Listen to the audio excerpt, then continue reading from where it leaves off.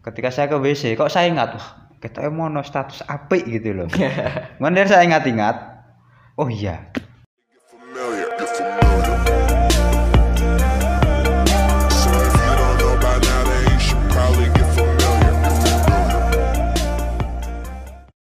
Assalamualaikum warahmatullahi wabarakatuh.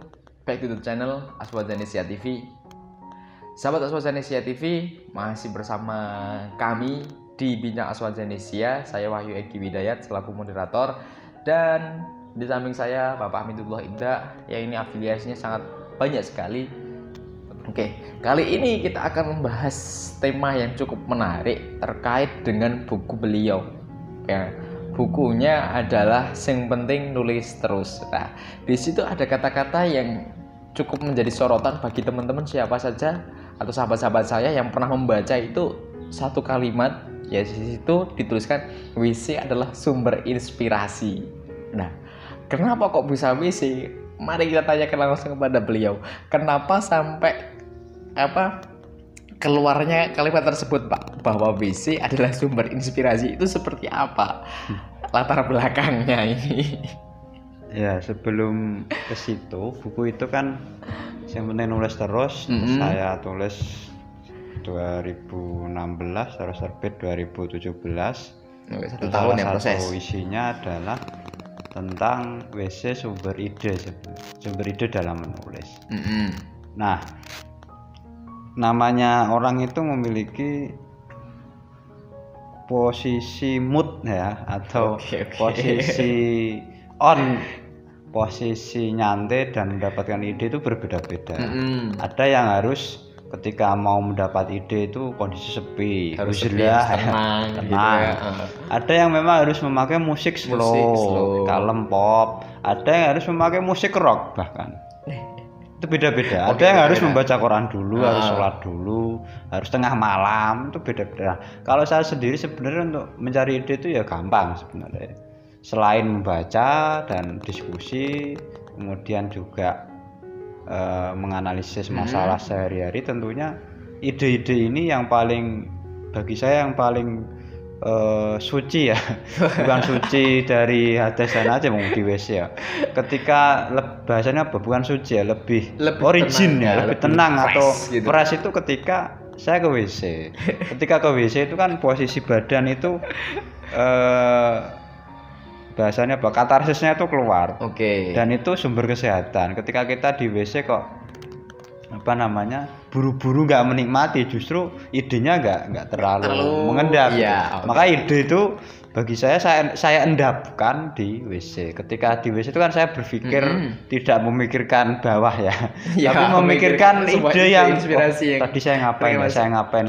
Contoh kecil aja lah, ketika kemarin mau eranya Merasukimu itu loh, lagunya. Entah apa.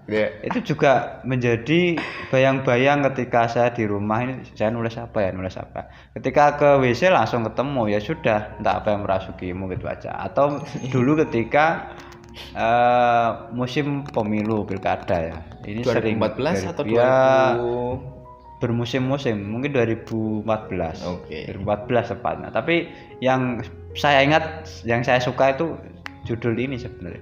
Ketika saya membaca story Facebook atau status Facebook teman saya, politik itu meresahkan, membuat orang bla bla bla. Nah, ketika saya ke WC kok saya ingat, wah kita mono status apik gitu loh. Kemudian saya ingat-ingat, oh iya, politik hantu gitu. Akhirnya saya menemukan politik hantu versus politik malaikat.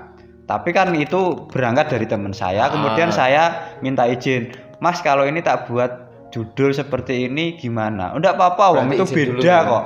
Beda dengan substansi yang saya omongkan. Dia itu memang memberikan gambaran bahwa ketika mau menjelang pemilihan umum, khususnya pilkada maupun pileg pilpres, itu kan ada amplop serangan fajar, serangan duha, itu kan ibaratnya menghantui. Bagi bahasa saya menghantui, cuman bahasanya teman saya itu meresahkan, membuat orang bangun di malam hari. Tapi saya bahasakan dengan lain seperti itu, justru malah dia beda mas yang saya maksud ini, tapi tidak apa-apa. Nah artinya ketika kita menemukan ide yang terserah dan ingatnya itu di WC, itu kita tetap izin. Dan memang ketika saya di WC itu lebih membayangkan sesuatu yang saya pikirkan.